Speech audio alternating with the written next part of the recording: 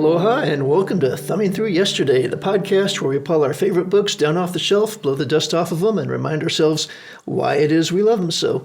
My name's Tom Galley. Joining me today, we've got Tony Pasculi. Thanks, Tom. And today we're talking about one of my favorites from a very long time ago, White Fang by Jack London. Long ago. As soon as you said White Fang was going to be our next book up, I'm like, oh yeah, White Fang, I love that book. And then I realized I don't think I've read it since grade school. I doubt I've picked it up since grade school or maybe the first year of high school. I remembered literally not one thing about this other than there was a dog called White Fang. Yeah. I remembered maybe three things about it. Yeah. But I got to tell you, it was a new experience. It really was. It was almost as if I hadn't read it before. Did it catch you by surprise? What caught you by surprise? Because I was surprised by a lot of things. I was surprised by a lot of things, too. So, number one, of course, when I read this in grade school, in early grade school, I assume, it was just a fantastic adventure tale, right? Yeah. And that's what I remember about it. Reading it this time, I could not believe the descriptive language. I could not believe what a wordsmith Jack London was. I just assumed it would be a pulp novel. No, he's a phenomenal writer. Yeah. And that was unexpected to me.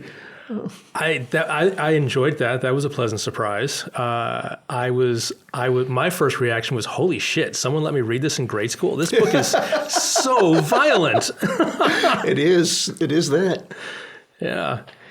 Let's see what else. In my mind, it was the story of White Fang and Whedon. What's his name? Whedon Scott? Whedon Smith? Something like that. Yeah. Anyway, but I mean, you're 25% of the way into the book before White Fang is born. Yes. And I know this because the Kindle tells you how far you are into the book. You're a third of the way into the book before they discover man, before the first time they come across an Indian encampment. Yep. I mean, Whedon doesn't show up until the last, 20% of the book. Yep. And yet in my mind, in my memory, that was the story. That's what I was thinking too. I think I was conflating with Call of the Wild a little bit, which is more of a man and his dog tale, I think. Yeah. I haven't read Call of the Wild in a long time either, though, so I don't know. I'll be picking that up shortly just because you can't read one without the other, you know. Exactly. Yeah, I just bought it for my Kindle. I was struck by another couple things. One is how much like a science fiction novel this is in places. It was fascinating to me. There's basically an entire chunk of the book. I think it's divided up into 5 parts. And one of the parts is just young White Fang learning about the world. Mm-hmm. And it's written from his POV. And it is very much like an alien exploring a new planet. Yeah, and it's fantastic. And everything is about the tender tip of his nose. Yes. So when he's first, prodding the world, right? His nose against the rock wall. Ooh, that's tender. And then he eventually goes through the white wall, but nothing hits his nose. Yeah. But he takes his first step onto uneven terrain and goes tumbling. And the kai-yi. I can just hear the poor little cub, kai-yi, kai-yi. Yeah, that was interesting. That was fascinating and very much, scratches that sort of, golden age science fiction competent man thing for me, where he's just like, well, I'm in this environment and let's discover what the rules are and how to make my way in the world. And so. Yep. And he is very deliberate about that continually. Yeah. One thing I would say about this novel as a whole is I don't know that I can think of a better example of character evolution. And Jack is not at all shy about spending as much time as he needs to walking us through the developmental changes that are happening inside of White Fang and what the reminding us of the historical pressures that put him where he is and the existing pressures that are changing or reinforcing the current direction. Yeah. Although some of that was painful to read. I mean, there are a lot of beatings. If you're someone who loves dogs and don't want to read about dogs being beaten, this is not the book for you. Good point. Yeah, good safety thing. Have your comforty blanket or read it in your security corner or whatever. Yeah. Yeah. Also, a lot of dog-on-dog violence, dog-on-man violence. Yeah. A little bit of man-on-man violence. A little bit of man-on-man. Yeah. Surprisingly little. I think that Beauty Smith got everything that came to him. So. Oh yeah. What a turd. There are some amazing characters in this book. Yeah. I got to tell you, my favorite part of the book is before White Fang ever even shows up. It's the whole extended prologue talking about White Fang's mother, who was only called the She-Wolf at that stage. Yep. And it's interesting because, the book was really, really engaging, but at the same time, it didn't feel there's a lot of narrative drive once White Fang shows up. It's like White Fang explores the environment. White Fang is shaped by his environment. White Fang encounters man. White Fang meets a better man. But just like things just sort of happen to White Fang, and he's interacting with his environment, but it's not like there's a really a story happening of what's going to happen next to this dog. But the first couple of chapters about the sled team, oh my God, that was riveting. It was so good, and I loved the incredibly dry wit and economy of language that those two men used in interacting with each other, and in acknowledging the plight they were in. Oh yeah, it was incredible. It's so pragmatic. It's like the airplane captains when their plane is crashing and they're just like on the radio going, "We're losing altitude." Yep. Just matter of fact. Yep. Yeah. But the moment when one of them realizes that there's an extra dog in the camp, yeah, and then they start to figure out what's going on, and then you're watching, it's like, no, Fatty, don't go out there, Oh well, okay, they're going to eat Fatty now. Yeah, and then I mean, talk about they call it a time lock in movies, but they have 6 dogs and they just start disappearing one by one. And you know that when they have no dogs left, that's it for them, right? They can't drive their sled anymore. They're just going to have to camp out, and as long as their firewood will keep them alive, that's it. And every night you got one less dog. It's just. Then you've got the guy who has 3 cartridges for the rifle and decides he's going to go out there, and then the other guy hears 1 shot and then 2 shots in rapid succession, and he just kind of sighs, starts packing up camp. Yep. Heading for the closest source of firewood because he knows he can't get out of there, right? Yeah. His only option is to try and keep them at bay. Yeah. Yeah, that was amazing. That could have been a standalone story. That was incredible. Well, it's very reminiscent of some of his short stories, too, just that little bit of it, To Build a Fire or The Thousand Dozen. Or I was actually, as soon as I finished this, I reread To Build a Fire. It's one of my favorite short stories of all time. Very reminiscent of To Build a Fire. Yep. Yeah. He definitely has a theme, doesn't he? Yeah. Again, To Build a Fire, also very, very science fictional in aspects. It's like, man in a hostile alien environment, and it's man against environment. And if you underestimate it, it will kill you. Yep. It reminded me a lot of Have Space Equal Travel, where this guy is, he's out there and basically the equivalent of a spacesuit, and it's inadequate, and he doesn't take sufficient precautions, and he pays the ultimate price. Yeah, that he does. Now, one of the things I think, and again, this was so very long ago, I'm not convinced, but I am convinced. I'm not sure it's accurate. I think that White Fang marks the first time I identified an author as being something worth pursuing. Interesting. Because, and again, I think we've talked before, I had all the Star Trek logs, I had all the James Blish Star Trek novels, and I read those over and over. That's an IP you're following, not an right, author. Exactly, yeah. Right. I'm reading it because it's Star Trek, not because it's Blish or not because it was Foster. Yeah. But this, I remember that we read this, and I'm convinced it was a class reading, whether it was a summer reading list or read in class or whatever. But I liked it so very much. Either the teacher or the librarian told me, well, you know that Jack London wrote other books. Try this. And exactly. And, it opened up something, right? Because it was, before that, it was just, I'm reading a book after a book after a book, and however they're coming to me, whatever random distribution system is bringing them to me, whether it's the teacher or something I picked up because of the cover in a bookstore, suddenly I've now got a path, right? Wow. Look for stuff by this London character. That's amazing. I don't think I could identify that moment in time for me, but that's what a delight to have that, to just go, I can go and find more stuff that I know I'm going to like because it's this guy. Yep. Yeah. And again, Call of the Wild and The Sea Wolf. I know that I read those repeatedly. The Sea Wolf. Was it The Sea Wolf? The Sea Captain? Sea something. The Sea Wolf is Sabatini. He's got a sea novel in there. I know that he's got at least one sea novel in there because he spent some time maritime. Yeah. All right. So maybe it's not The Sea Wolf. But anyway, So yeah, in between his short stories and those novels, and I know that I wore out a copy of White Fang and a companion copy of Call of the Wild. Yeah. Very different ending in those books, right?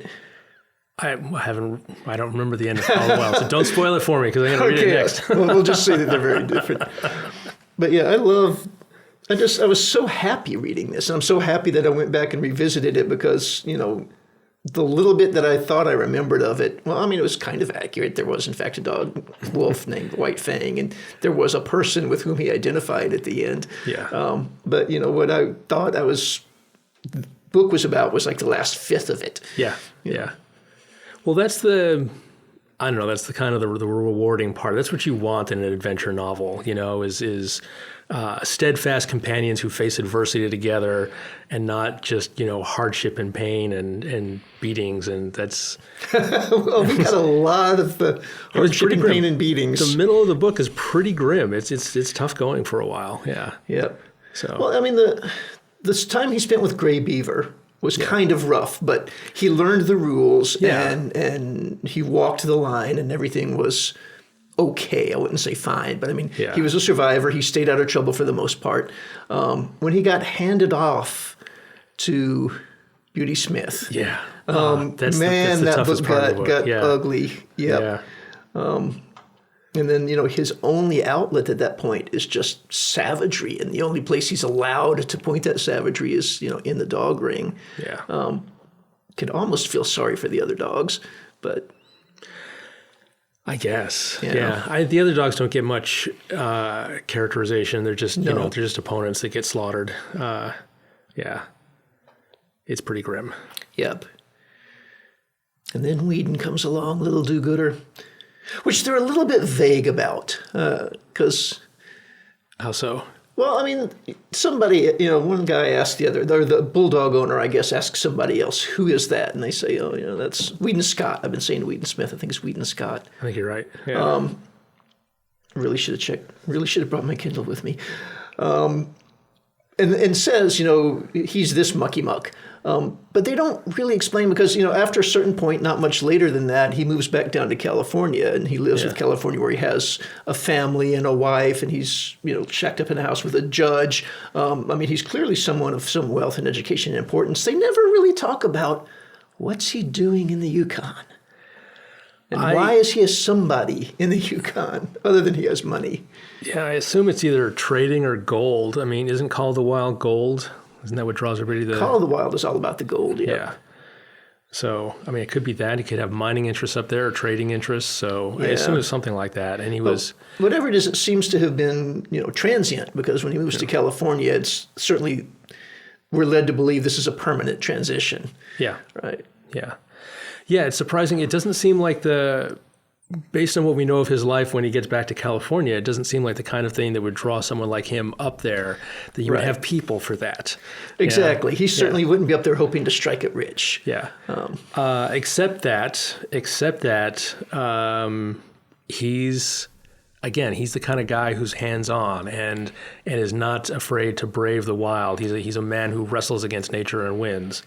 I think that's important to his characterization. So, yeah, it is kind of murky, though, exactly what and why. Yeah. But yeah, in terms of character, yeah, he has to be. He has to be up there. Yep, he has to be. Otherwise, the book can't happen. Well, that too. Yeah, that too. Yeah. Yeah, I don't know what else to say about it, though. I mean, it was a quick read. I remembered it being longer. It's 100 pages. It's 100 pages and they fly by. Yeah. Yeah. But again, I was just smiling to myself as I'm flipping through this thing, just, rediscovering or, discovering, what it was I used to know. Well, how about this? Why is it a favorite? Well, I think in part it meets my definition simply because I know I've read it multiple times. I couldn't put a number on that, but I know that I had a dog-eared copy of the paperback that I read multiple times. So just from that perspective, I know it fits.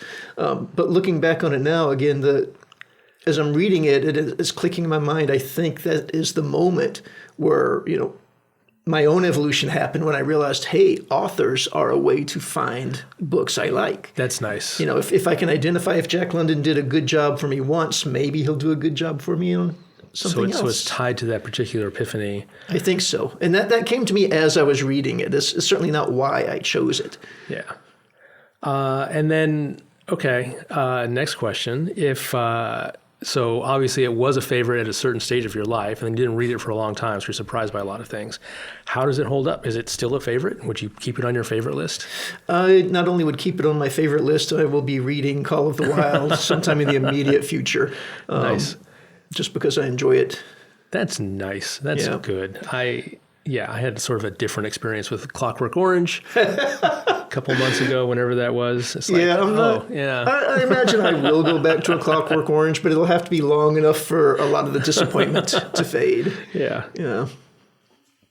There are things that you ought to read, and then there are things that you read because you simply love to read them. And then there's a small group that fall in both categories where that Venn diagram overlaps, you know? Yeah, and I think it's important to make that distinction. And when we say favorite, it doesn't necessarily mean good. It doesn't necessarily mean you recommend it to someone else. It's just like, this had particular meaning for me, or this is something I enjoy returning to. I think that's sort of our working definition. This is something I enjoy returning to, or at least have enjoyed returning to.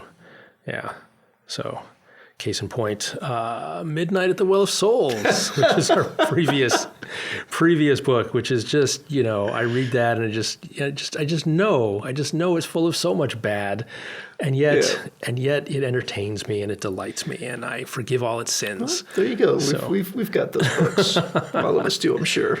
So it's nice to have a book that holds up. Yeah, I mean, because this White Fang really does. It's a good book. It's fascinating, and it's well written, and it's a great story, and it's surprising and unconventional too, though, certainly in its structure. Mm-hmm. Yeah. So that's an interesting point you raised earlier, that this is a book that is presented to very young people. Yes. I think this is standard reading fare for early grade school. And you're right, it's brutal. I think it's recommended by people who are just like, I remember loving this when I was a kid, and they haven't read it in 20 years, and they've forgotten. Probably so. Yeah. I mean, this would be worth revisiting much later in life, as we have absolutely joyfully discovered. Well, when you're kids, or at least when I was a kid, I would read anything. I was just a vacuum for books. And as soon as I discovered science fiction, it was tearing my way through that. And it's like, oh my God, a lot of science fiction is so adult in theme. I should not be anywhere near this stuff. But you're a kid and you're resilient, and you're just like, some of it just like goes over your head, and some of it you just kind of like make a mental note and let it go. and you come back to it later and go, oh my God. Yeah. Yep. You might actually have a book that your parents discover you reading and take away from you and don't give back until you're 18. Did that happen to you? That did, but I want to hang on to that story because it's on the list of things I want to explore somewhere further down the podcast. Okay. That never happened to me because my parents didn't read science fiction. So they had no idea. Yeah. They only ever banned me from reading 2 books, as I recall, in advance. They said, this is a book you cannot read. I'm like, wow, okay. What book is that? I must know. 2 books. One was The Exorcist, which I don't know why. My parents were very Catholic. Maybe that was it. And also it was pretty scary. And at the time, I think it was in 7th or 8th grade. I thought it was inappropriate. Which is a great book, by the way. It's a really fun read. And the other one was Dianetics. So you are not allowed to read Dianetics. I might support that second one. I don't think anybody should be allowed to read Dianetics. Yeah, and I have never actually read it. So, yeah. Although, to be fair, I do get some enjoyment out of L. Ron Hubbard's appropriately labeled science fiction books. Yeah, Battlefield Earth and such. Earth and such. Yeah. I would never go so far as to call it good. I think he by himself could have defined the genre of pulp. Yeah. But unlike Jack London. Yeah. Yeah, good stuff. All right. Anything else on White Fang? No, I mean, that was a short book. I guess it gets a little short discussion, but... Sure. Yeah, we're both enthusiastic here. One thing to say, which is, and I didn't make a note of all of these, but I encountered many, many words that were unfamiliar to me and were also unfamiliar to my Kindle dictionary. I had a few of those myself. And I never managed to look them up. One that I have highlighted here is serrulated, Serrulated. I don't even know what it means from context. Okay, Jack London. I had actually promised myself a few books ago I was going to start keeping a list of all the new vocabulary words that I was introduced to on this podcast. I have failed to do that, but with serrulated in our sites here, maybe I'll take it back up. All right. He might have just made it up. There are definitely words that he made up that are in the dictionary, and it's like, you're using this in a different way than the dictionary does. Yeah. I think you're just getting a little creative here. Yeah, which is fine. Yeah. Lovecraft loved to do that, too. So Shakespeare loved to do that. Well, I mean, he was inventing language, so. Yeah. All right. So what have we got to look forward to? Up next, we have another nature-themed book. Kind of, a parallel to White Fang in some ways, but not in others. Called The Girl of the Sea of Cortez by Peter Benchley of Jaws fame. Peter Benchley of Jaws fame. He did something else. All right. Well, we will see you all in 2 weeks. See you in 2 weeks.